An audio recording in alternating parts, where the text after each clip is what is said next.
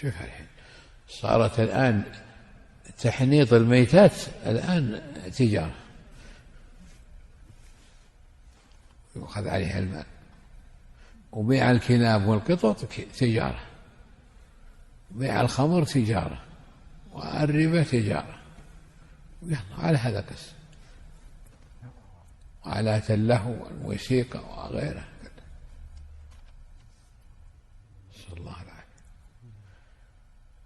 آيتين من سورة لقمان في الموسيقى والمعازف: ومن الناس من يشتري لهو الحديث ليضل عن سبيل الله. من يشتري الضلال وسبب الضلال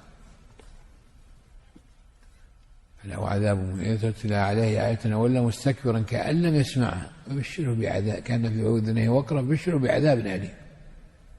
قرأ ابن مسعود رضي الله عنه الآيتين قال: والله الذي لا إله غيره إن هذه الآية في الغنى. ثم قال من نفسه، وأكيد أنه ما سمع من النفس لكن لم يجر على رفعه: الغناء ينبت النفاق في القلب كما ينبت الماء الزرع.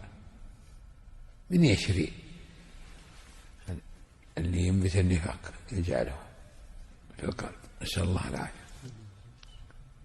كيف يستحسن عاقل هذا الشيء؟ كيف؟ مزمور الشيطان.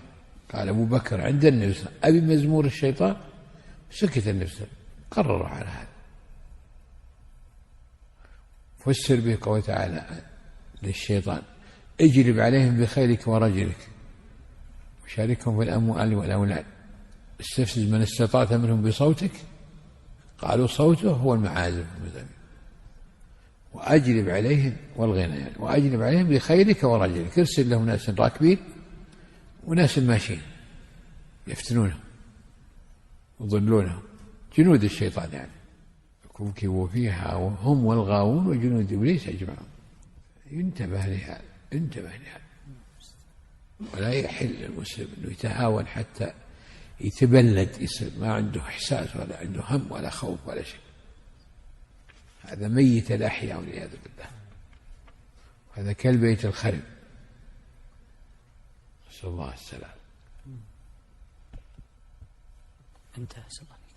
والله أعلم، وصلى الله وسلم وبارك على نبينا محمد وعلى آله وصحبه.